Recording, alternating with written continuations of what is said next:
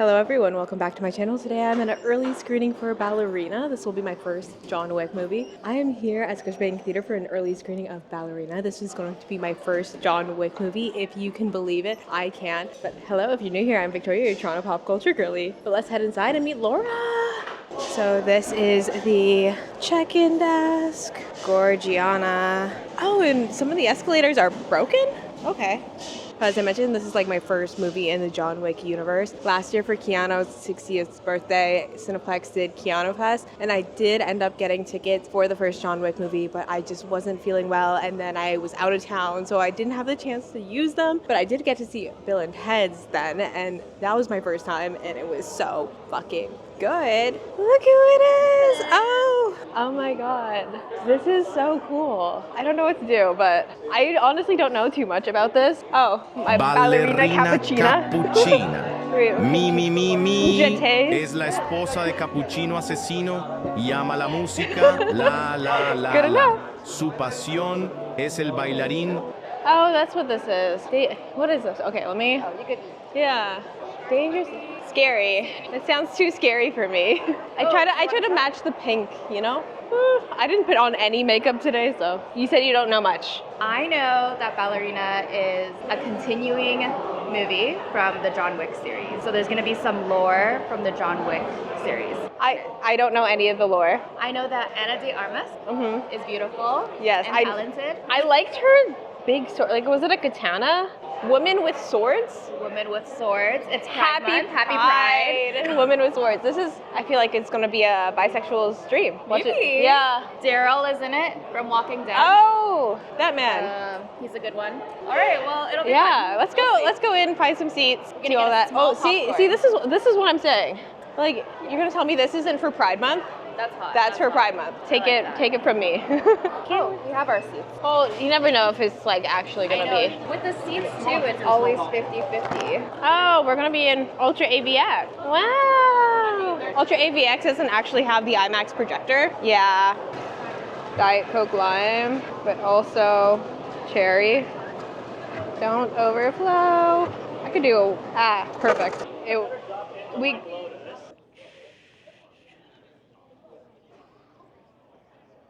Oh, there's little bags. That's cute. I'm so glad I didn't get invited to the boot camp portion of this. I'm like, I don't want to do that.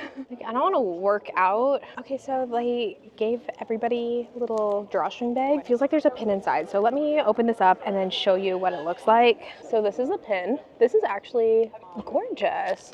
I am a big collector of enamel pins, so I love this. I'm just gonna put it on the floor there. Don't mind me being gross. And this is the bag. It's literally the bi-flick. Happy Pride. Ballerina cappuccino. The movie's gonna start very, very soon. If you like it, tell all your friends. It's out in theaters this Friday. I've been practicing my pirouettes. So we just got out of the theater for Ballerina, and what did you think of it? I loved it. I didn't expect to love it because I didn't watch the John Wick series, but I was like, yeah, I should give this a shot. There's a female lead. She's badass in it, and I loved it. It was a 5 out of 5 action movie for me. Going in not having seen any of the John Wicks, but knowing that they're just like action, like, and having Monkey Man described as like John Wick, but also like super desi and stuff, I'm like, oh yeah, no, this is the action that you kept on wanting, and it was like really good, really inventive. Like I want to go back to watch the John Wick movies. I'm like, do they just use all these random objects? I think so. I think that is a thing. I'm not sure. Don't hate me, internet, because I haven't seen John Wick yet. I will get on that eventually. But the vibes were really good. Yeah, about the random object thing, I was like, they are so innovative with what they're using to kill people, and I actually haven't seen that in action movies. So I don't know if it's a John Wick thing either, but seeing it in Ballerina was really, really creative and really comedic too. It was really funny. I was gonna say, one that I saw that was a little bit creative like that was Love Hurts with Ki Kwan. Oh, and he uses a boba straw in somebody's eye, and then it comes out. Is that a spoiler? They drink a lot of boba in that movie, so probably not a spoiler. But going into spoilers, my favorite object that they used to kill people with was a figure skates. That was good. That was good. As a figure skater, yes, absolutely. Like compared to the figure skating action scenes in movies, I'm looking at you, Argyle. Argyle sucked. That one, they had a whole that movie awful, god awful. I've seen it multiple times. They like essentially figure skate with knives on their feet on like an oiled floor. Okay. It was so CGI, campy, disgusting. They're using them as nunchucks, like skate nunchucks with like the blades, and so fabulously gory and everything. Other things that I loved was the commitment to the bylighting the entire time. Yes. And if it wasn't pink, purple, blue lighting, it was like something else cool. It always seemed very interesting. Like it didn't try to be super like feminist girl boss or anything. It was like Marvel's Red Room vibes where they grow up as learning to be assassins, essentially. Yeah. Yeah, so like you get to see a little bit of that behind the scenes, and then like her doing her revenge thing. It is a John Wick movie. They do mention the puppy from the first John Wick movie, which is why he goes on a whole killing spree, but we don't know all of the connections to the movie. What? I think it's okay that we don't know. Like, I think it's okay that we haven't watched the other John Wicks because we can say that this stands on its own. Yeah, it definitely this is stands good on alone. its own because we went in, we didn't know anything about the series, and honestly, like, it was a 5 out of 5 for me. The exposition didn't seem so heavy that like when I was watching Mission Impossible, like the last one, it kept on being like, you should know X, Y, Z, here's a slideshow of everything that's happened. This one was like, oh, surprise, here's John Wick as like a fun cameo, and like remember this all started because of his dog, a puppy dog, but that was it. I'm sure there's like the Roma, like the background for like the like ballet academy and everything was probably in the other movies. Like we can infer that, but it definitely stands alone. I think I differ from you with the Mission Impossible. So I actually haven't watched any of the Mission Impossibles, but then going into that, the last one, the most recent movie, I thought it stood alone pretty well. I also really like that one, but I know we're different in that. Yeah. We were very different opinions on Mission Impossible. It was long. I will say that. It was long. Another thing about Mission Impossible and this movie, it's not that hard to put a flash trigger warning before the movie, and this one was not nearly as bad as Mission Impossible when it comes to flashing. There's just a few clubbing scenes where you hear the music, then you know like flashing will be happening, and then the regular like gunfire triggers, lights and explosions. But talking about explosions, flamethrowers. That was crazy. Okay, it kind of looked like two dragons fighting each other. Yeah, and like then in that one scene where it's like flamethrower versus flamethrower. It's fun. Like when you're like, oh my god, I wish I just had a flamethrower, and it's like, yep, this is satisfying the very specific fantasy of like, I just want to burn some shit down.